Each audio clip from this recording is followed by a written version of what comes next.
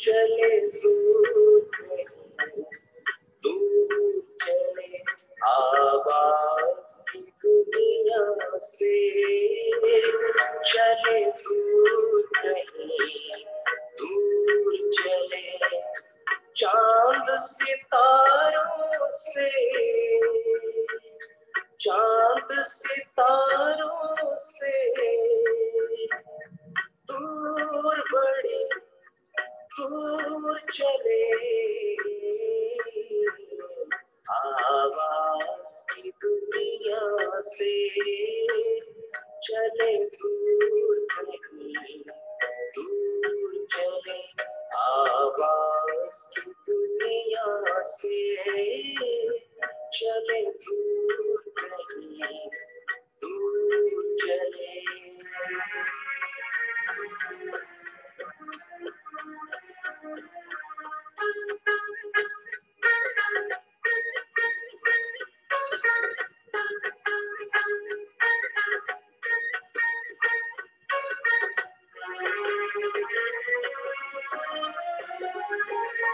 जहाँ देह का दुनिया का कोई भान नहीं है,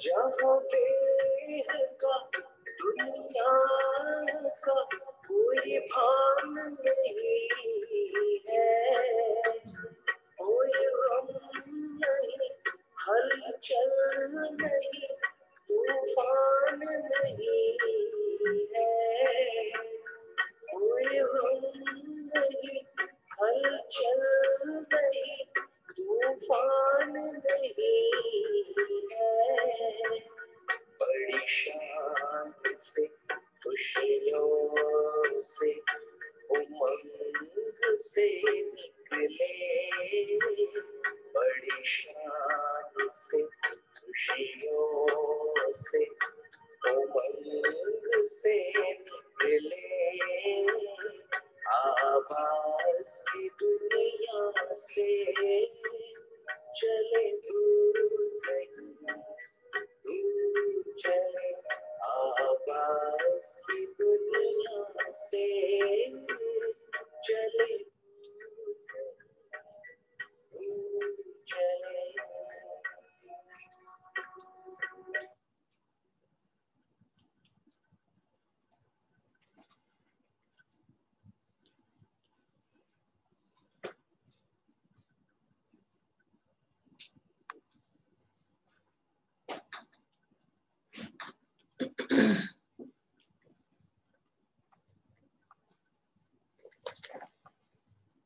ओम शांति।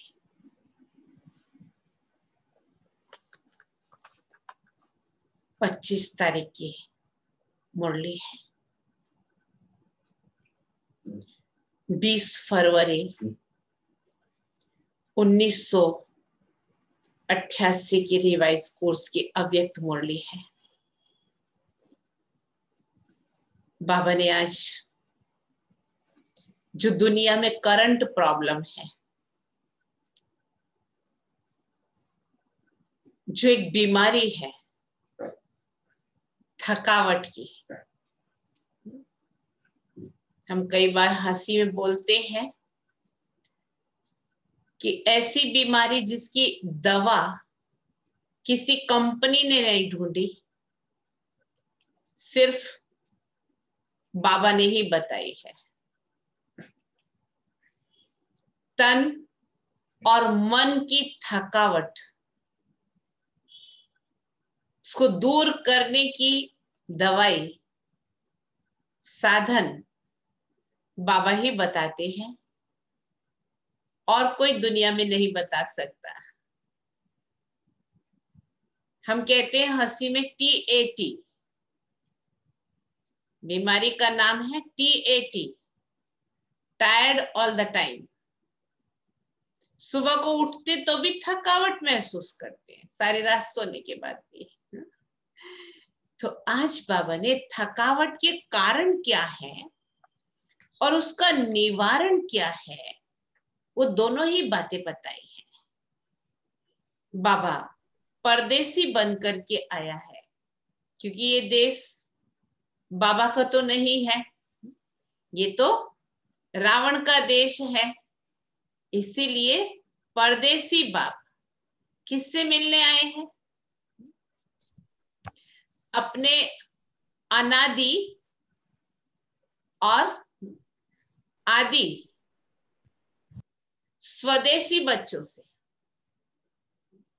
हम अनादि अर्थात परम धाम में, अपने देश में बाबा के पास रहते थे, और फिर अनादि अर्थात हमारा जो स्वराज्य सत्युगी दुनिया, उसमें हमने ब्रह्मा बाबा के साथ साथ पार्ट बचाया है।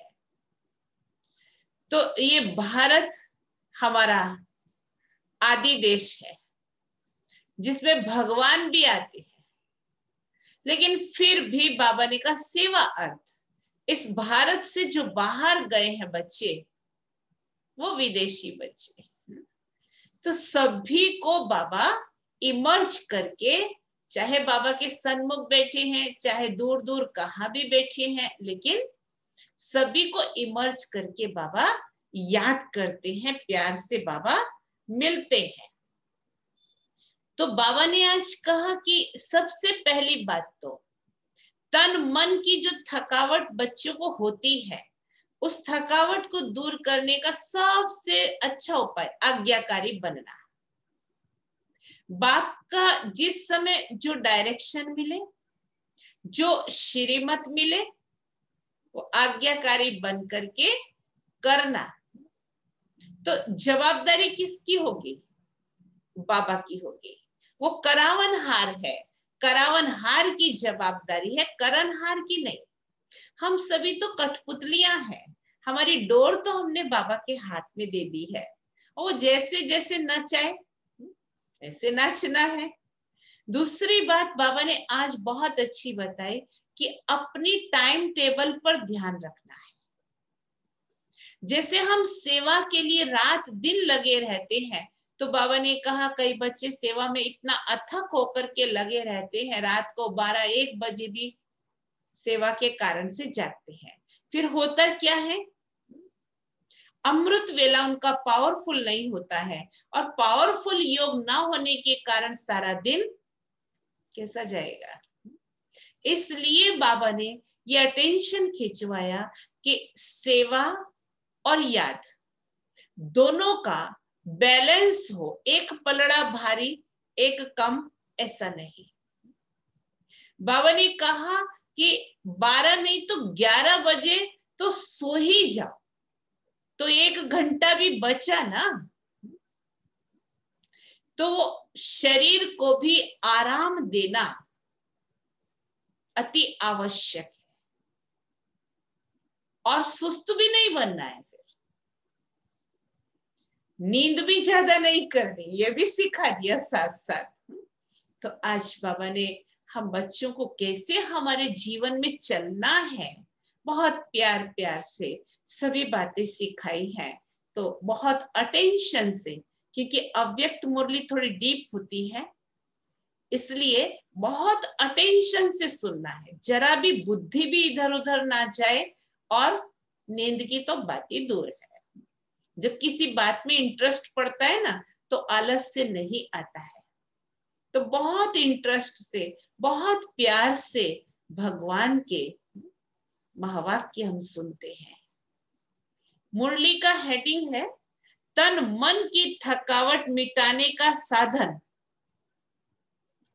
तन मन की थकावट मिटाने का साधन शक्तिशाली याद।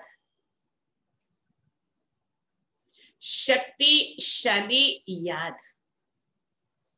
आज परदेसी बाप अपने अनादि देशवासी और आदि देशवासी, सेवार्थ सभी विदेशी,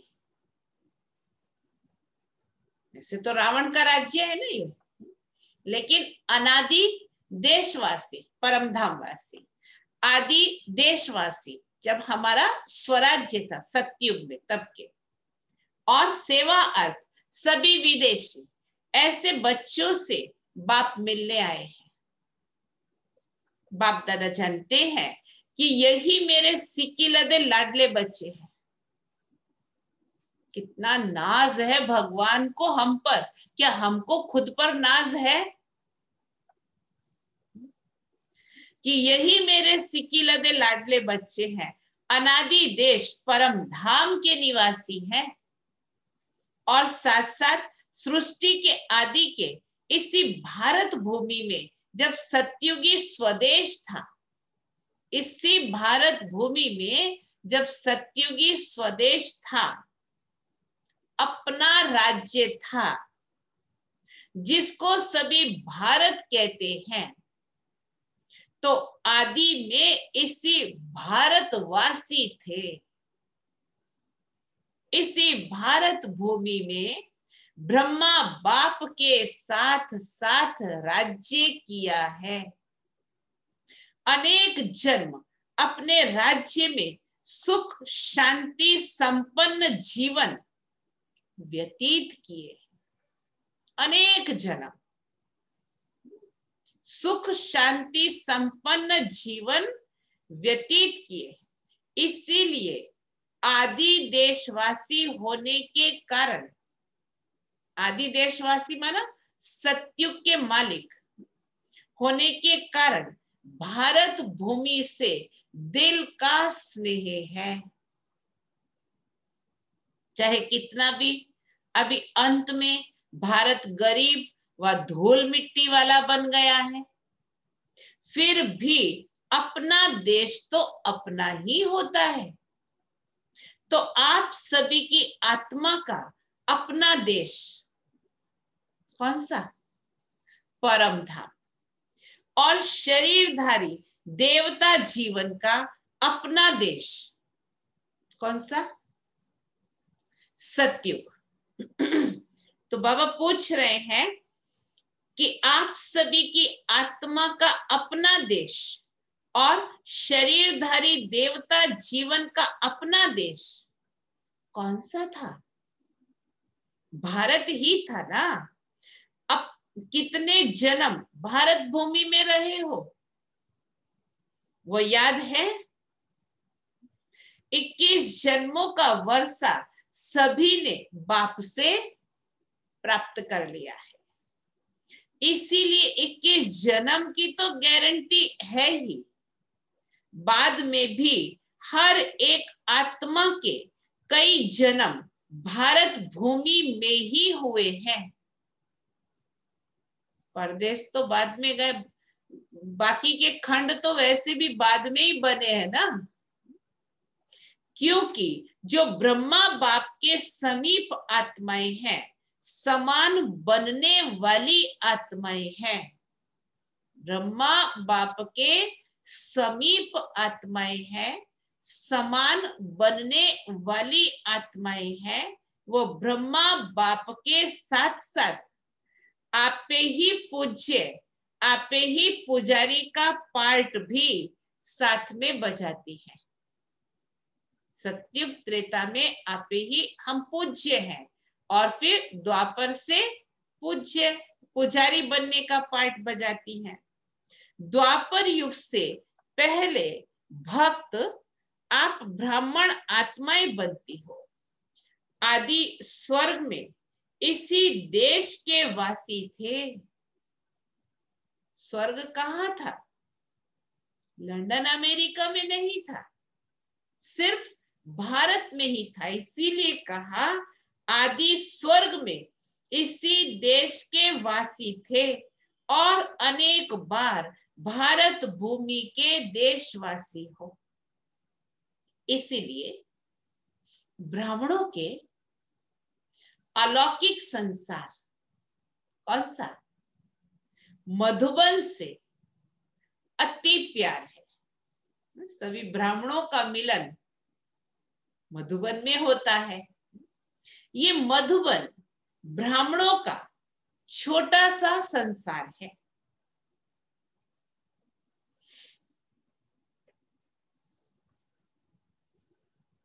आप आत्माएं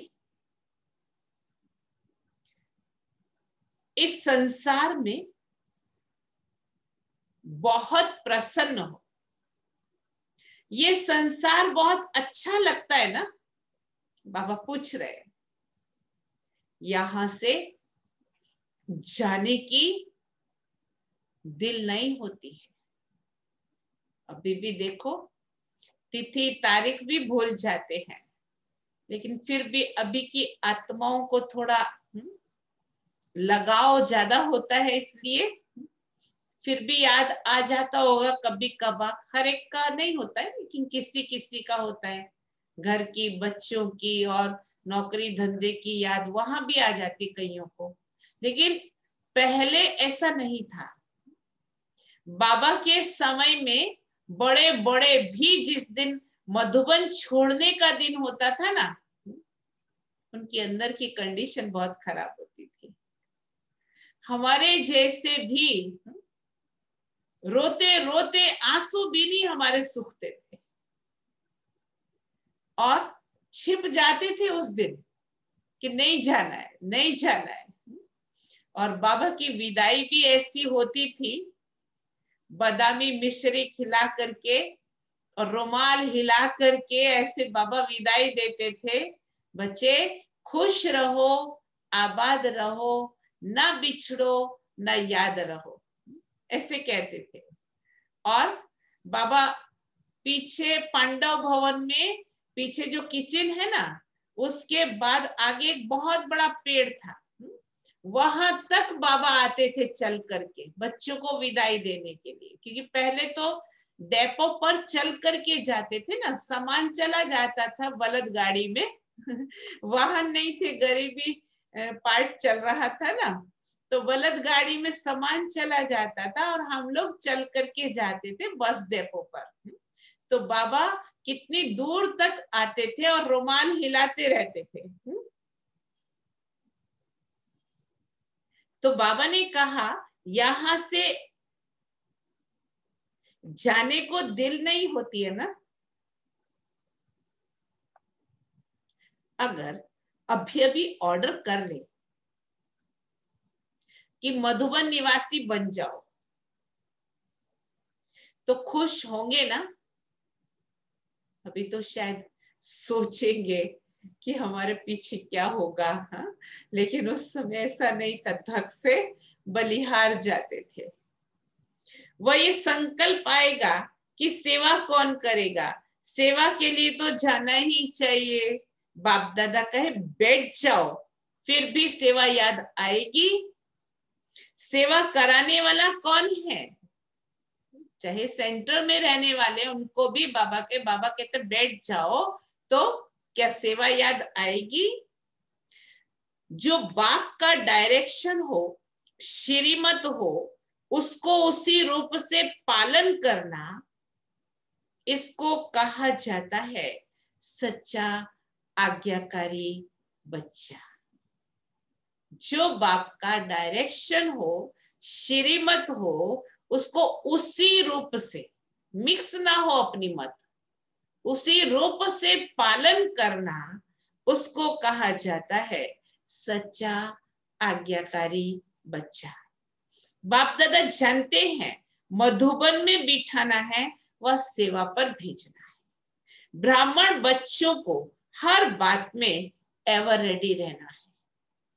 अभी अभी जो डायरेक्शन मिले उसमें एवर रेडी रहना। संकल्प मात्र भी मन मत मिक्स ना हो, इसको कहते हैं श्रीमत पर चलने वाली श्रेष्ठ आत्मा। ये तो जानते हो ना कि सेवा के जिम्मेवार बाप दादा है, वह आप हो। इस जिम्मेवारी से तो आप हल्के हो ना, कि जिम्मेवारी का थोड़ा थोड़ा बोझा है। इतना बड़ा प्रोग्राम करना है, ये करना है, बोझ तो नहीं समझते हो ना। अभी तो वो भी पूरा हो गया, बिल्कुल ही हल्का कर दिया। करावन हार करा रहा है। करावन हार एक ही बात है, किसी की भी बुद्धि को टच कर विश्व सेवा का कार्य कराते हैं और कराते रहेंगे। बाबा किसी भी आत्मा को निमित्त बना देते हैं। हम तो सिर्फ संकल्प ही करते हैं कि ऐसा करना है। सिर्फ निमित्त बच्चों को इसीलिए बनाते हैं कि जो करेगा सो पाएगा। पाने वाले बच्चे हैं, बाप को पाना नहीं है, प्रारब्ध पाना या सेवा का फल अनुभव करना ये आत्माओं का काम है। बाप तो करावनहार है, बाकी सेवा का फल अनुभव करना ये हम आत्माओं का काम है। इसीलिए निमित्त बच्चों को बनाते हैं। साकार रूप में भी सेवा कराने का कार्य देखा, और अभी अव्यक्त रूप में भी करावनहार बाप अव्यक्त ब्रह्मा द्वारा भी कैसे करा रहे हैं, ये देख रहे हो ना। अव्यक्त सेवा की गति और ही तीव्र गति है। कराने वाला करा रहा है, सिर्फ निमित्त बनने का जो लाभ ले ले उसका जमा हो जाता है। और आप कठपुतली के समान नाच रहे हो। ये सेवा भी एक खेल है, कराने वाला करा रहा है और आप निमित्त बन एक कदम का पदम गुणा प्रारब्ध बना रहे हो। तो बोझ किसके ऊपर है?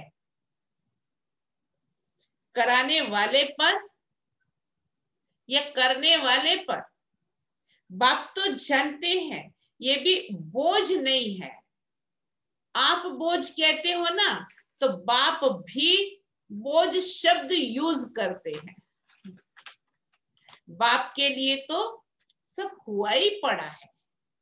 सिर्फ जैसे लकीर खींची जाती है ना, लकीर खींचना कोई बड़ी बात नहीं होती है, तो ऐसे बाप दादा सेवा कराते हैं। सेवा भी इतनी ही सहज है जैसे एक लकीर खींचना। रिपीट कर रहे हैं, निमित्त खेल कर रहे हैं, सेवा नहीं लेकिन खेल कर रहे हैं। जैसे माया का विघ्न खेल है, तो सेवा भी मेहनत नहीं लेकिन खेल है। तो ऐसे समझने से सेवा में सदा ही रिफ्रेशमेंट अनुभव करेंगे। कैसे तन मन की थकावट से दूर रहें, उसकी विधि बाबा बता रहे, साधन बता रहे कि हर सेवा को, हर कर्म को खेल समझ करके करो। जैसे कोई खेल किस लिए करते हैं? थकने के लिए नहीं, रिफ्रेश होने के लिए खेल करते हैं। चाहे कितना भी बड़ा कार्य हो, लेकिन ऐसा ही अनुभव करेंगे जैसे खेल से रिफ्रेश हो जाते हैं। चाहे कितना भी थकाने वाला खेल हो, भले ना वेट लिफ्टिंग का हो, लेकिन खेल तो खेल है जिसमें मजा आती है। लेकिन खेल समझने से थकावट नहीं होती है, क्योंकि अपने दिल की रुचि से खेल किया ना। चाहे खेल में कितना भी हार्ड वर्क करना पड़े, लेकिन वह भी मनोरंजन लगता है, क्योंकि अपने दिल से करते हो।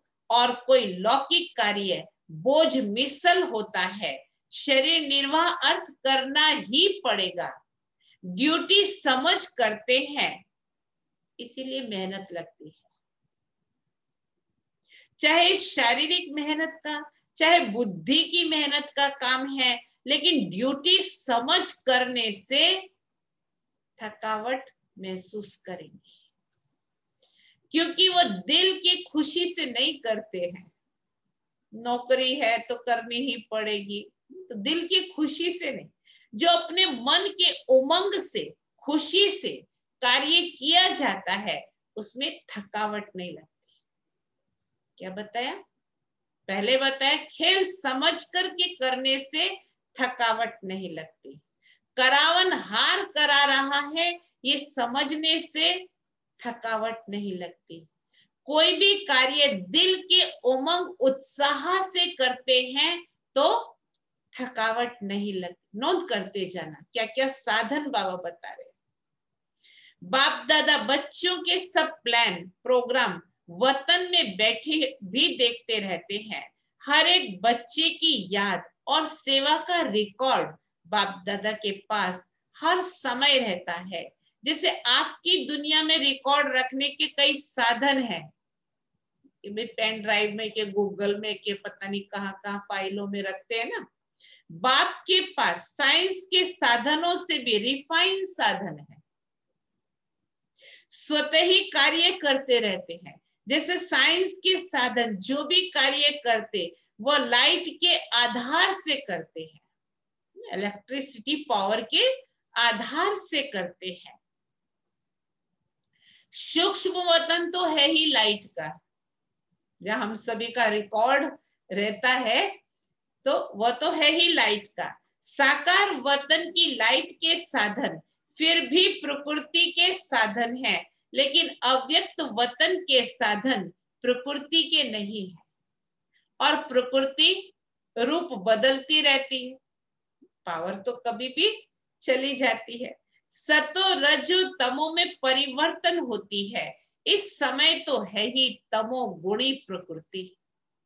इसीलिए साधन आज चलेंगे कल नहीं चलेंगे। ये मोबाइल लैपटॉप आज चलेंगे कल नहीं भी चलेंगे। जब तक चल रहे हैं इसका सदुपयोग कर लें तो अच्छा है। लेकिन अव्यक्त वतन के साधन प्रकृति से परे हैं, इसीलिए वो परिवर्तन में नहीं आते हैं। जब चाहो जैसे चाहो सूक्ष्म साधन सदा ही अपना कार्य करते रहते हैं। इसीलिए सब बच्चों के रिकॉर्ड देखना बाप दादा के लिए बड़ी बात नहीं है। आप लोगों को तो साधनों को संभालना ही मुश्किल हो जाता है, तो बाप दादा याद और सेवा का दोनों ही रिकॉर्ड देखते हैं, क्योंकि दोनों का बैलेंस एक्स्ट्रा ब्लेसिंग्स देता है। याद और सेवा दोनों का बैलेंस एक्स्ट्रा ब्लेसिंग्स देता है। अंडरलाइन करना। जैसे सेवा के लिए समय निकालते हो तो उसमें कभी नियम से भी ज्यादा समय लगा देते हो। सेवा में समय लगाना बहुत अच्छी बात है और सेवा का बल भी मिलता है। सेवा में बिजी होने के कारण छोटी छोटी बातों से भी बच जाते हैं। बाप दादा बच्चों की सेवा पर बहुत खुश है, हिम्मत पर बलिहार जाते हैं। लेकिन अब लेकिन क्या कहा होगा? जो सेवा में उन्नति में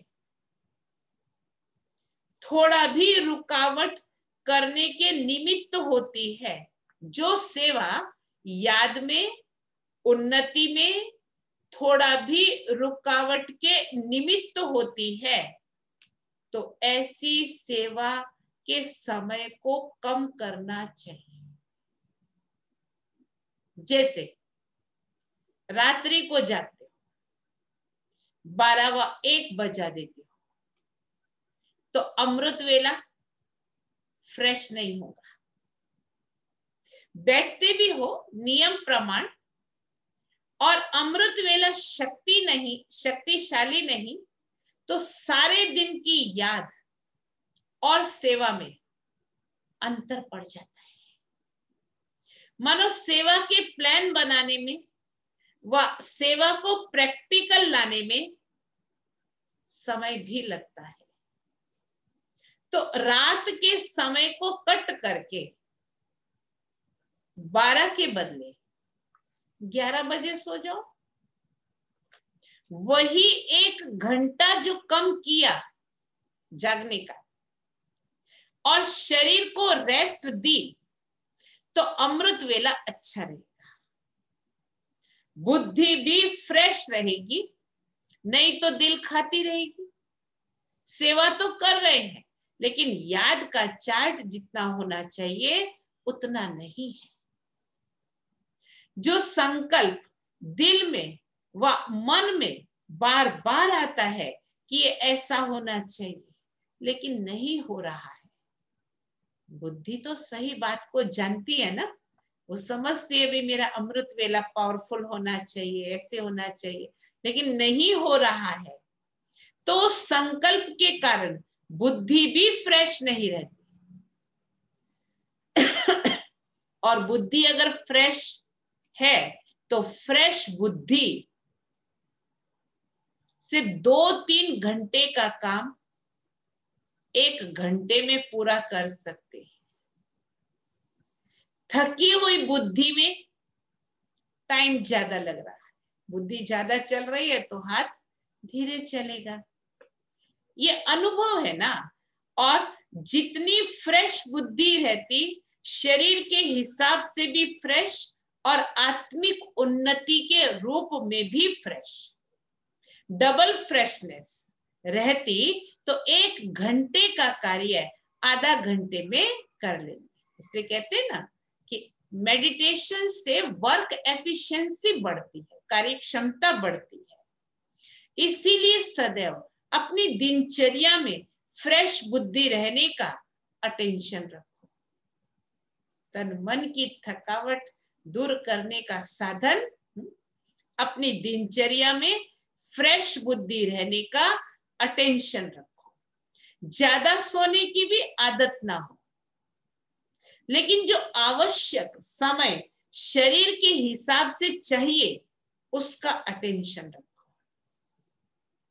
कभी कभी कोई सेवा का चांस होता है, 2 मास में 2-4 बार देरी हो गई, वो दूसरी बात है। लेकिन अगर नियमित रूप से शरीर थका हुआ होगा तो याद में फर्क पड़ेगा। जैसे सेवा का प्रोग्राम बनाते हो, 4 घंटे का समय निकालना है तो निकाल लेते हो, ऐसे याद का भी समय निश्चित निकालना ही है। इसको भी आवश्यक समझ इस विधि से अपना प्रोग्राम बनाओ। सुस्ती नहीं हो, लेकिन शरीर को रेस्ट देना है। इस विधि से चलो।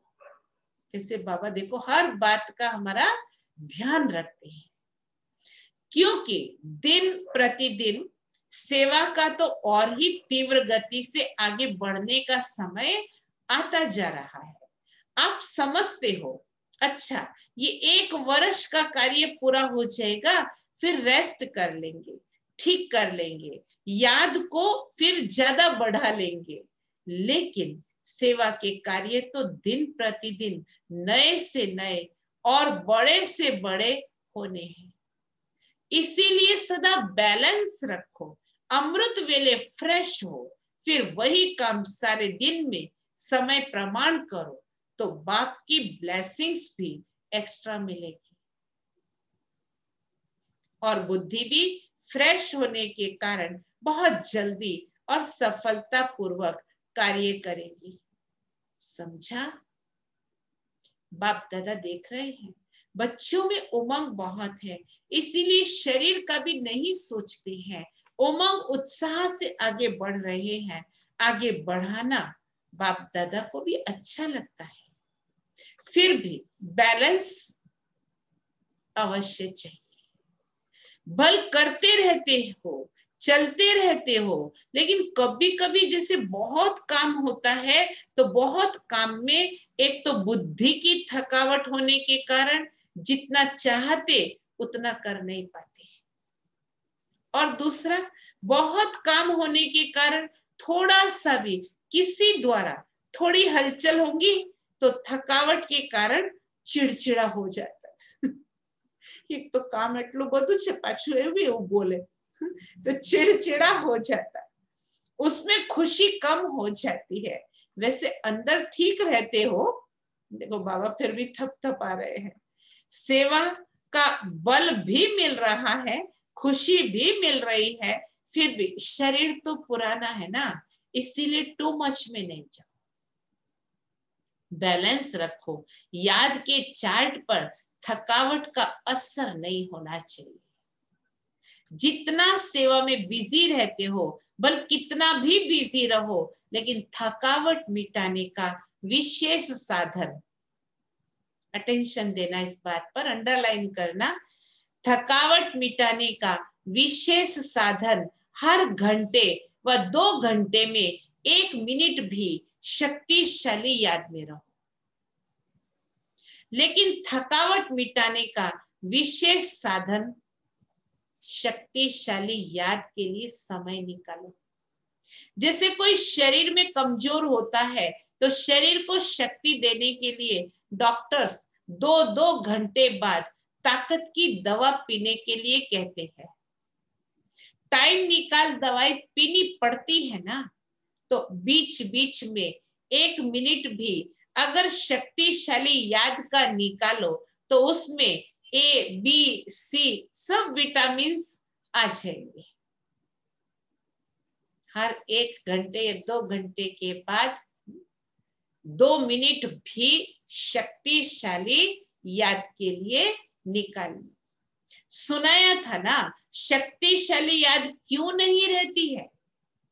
जब है ही बाप के और बाप आपका सर्व संबंध बाप से है, दिल का स्नेह है, नॉलेजफुल हो, प्राप्ति के अनुभवी हो, फिर भी शक्तिशाली याद क्यों नहीं रहती है?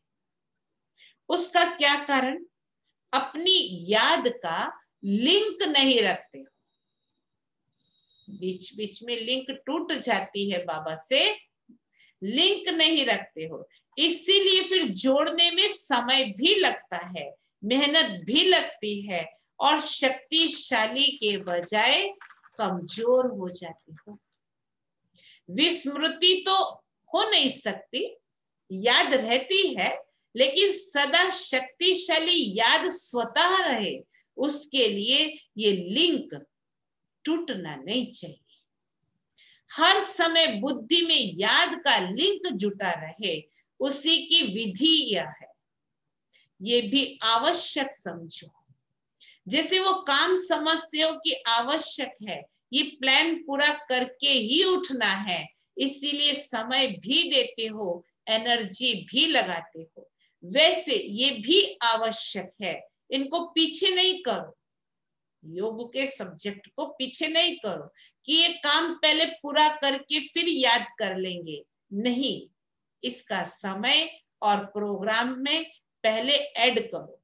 जैसे सेवा के प्लान के लिए 2 घंटे का टाइम फिक्स करते हो, चाहे मीटिंग करते हो, चाहे प्रैक्टिकल करते हो, तो 2 घंटे के साथ साथ ये भी बीच बीच में करना ही है, ये ऐड करो। जो 1 घंटे में प्लान बनाएंगे वो आधा घंटे में हो जाएगा, करके देखो। आप में ही फ्रेशनेस से